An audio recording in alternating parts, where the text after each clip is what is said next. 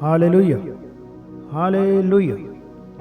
नीति वचन 28 अध्याय उसके 13 वचन में ऐसा लिखा है, जो अपने अपराध छिपा रखता है उसका कार्य सफल नहीं होता, पर जो उनको मान लेता है और छोड़ भी देता है उस पर दया की जाएगी। एक व्यक्ति अपने परिवार सहित किसी गांव में रहता था।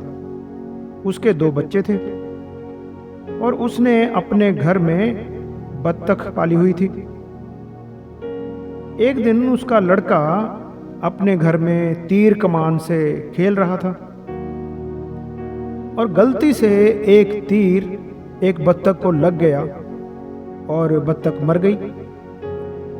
उसने सोचा कि अब पिताजी मुझे मारेंगे, इसलिए उसने उस मरी हुई बत्तख को गड्ढा खोदकर जमीन में दबा दिया। लेकिन उसका छोटा भाई ये सब देख रहा था। उसने कहा कि मैंने सब देख लिया है, तुमने बत्तख को मारकर जमीन में दबा दिया है। ये सारी बात मैं पिताजी को बताऊंगा। उस लड़के ने कहा, नहीं नहीं, ऐसा मत करना, तू जो कहेगा मैं वही करूंगा। इस बात पर छोटे भाई ने उसे ब्लैकमेल करना शुरू कर दिया। छोटा भाई जो कहता, बड़ा भाई वही काम करता।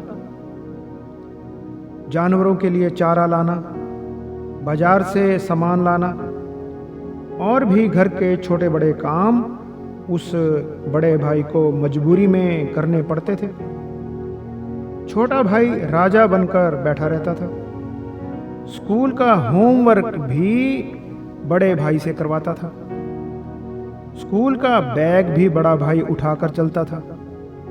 जो कुछ भी छोटा भाई कहता वही बड़े भाई को करना पड़ता था। वो भाई काम करते करते बहुत परेशान हो गया। उसने सोचा कि मैं बत्तख को मारने वाली बात पिताजी को बता दूंगा। पिताजी एक बार मारेंगे, जो इस रोज रोज पड़ने वाली मार से तो अच्छा ही होगा। एक रात उसने रोते रोते सारी बात पिताजी को बता दी और अपनी गलती की माफी मांगने लगा। पिताजी ने कहा कि गलती तो तूने बहुत बड़ी की है, लेकिन तुम्हारे आंसू बता रहे हैं तुझे अपनी गलती का एहसास है और तुझे पछतावा भी है। मैं तुझे माफ करता हूं, आगे से ऐसी गलती नहीं करना।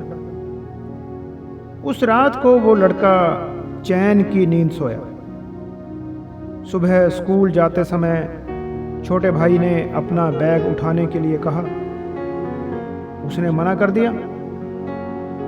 उसने कहा, मैं पिताजी को बताऊंगा कि तूने बत्तख मार दी। उसने जवाब दिया कि मैंने पिताजी को सारी बात खुद ही बता दी है, आगे से अपना काम खुद करना। मैं तुम्हारा नौकर नहीं हूं, तुम्हारा कोई काम नहीं करूंगा। और पिताजी ने मुझे माफ भी कर दिया है। शैतान हमारे पापों के कारण हमें बहुत सताता है। हमें अपने पापों को प्रभु यीशु मसीह के सामने मान लेना है और छोड़ भी देना है।